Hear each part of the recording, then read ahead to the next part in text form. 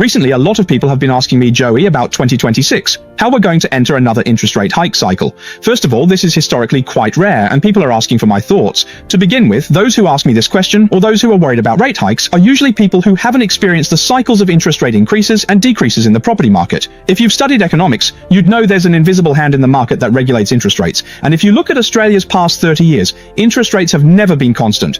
There is always a corresponding cycle of rate hikes or cuts. So for experienced investors, or if you don't have experience yet, what should you do? You need to understand and adapt to these cycles and do different things in different phases. So today, let's talk about what you should do if you're in a rate cutting cycle. The first thing in a rate cutting cycle is the buyer's mindset. If buyers notice that in a certain area, the rent is lower than the cost of their mortgage repayments, they'll start buying properties. But from the seller's perspective, many of their previously underperforming assets, they will all be mixed in and sold during this rate cutting cycle. So, during a rate cutting cycle, it's actually easier to end up buying bad assets because there are many first-time home buyers who don't really know what they're doing. They just jump in and buy without much experience. It's their first home. But in a rate hiking cycle, it's different. You'll find that during a rate hiking cycle, you're more likely to find good properties. These good properties won't show up during a rate cutting cycle. If you, like me, have experienced these cycles, think about the good properties you currently own.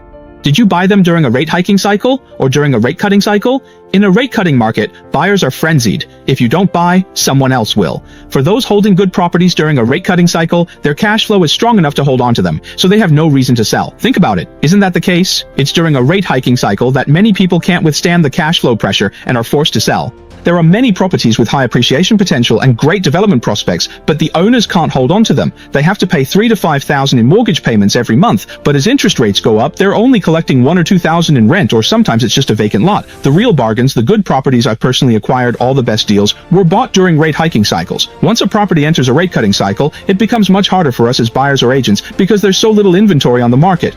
The good properties aren't released onto the market, so you can't pick up any truly great deals. For example, just this January, our team managed to buy 13 properties. 7 were off-market and 5 were immediate sales. This only happens during rate hiking cycles. In the past 30 days, we've genuinely helped our clients snag bargains. But during a rate cutting cycle, you just don't get these kinds of opportunities. So what does it mean to get a bargain? To put it simply, if the bank values a property at $780,000 and you can buy it for tens of thousands less, that's what we call a bargain.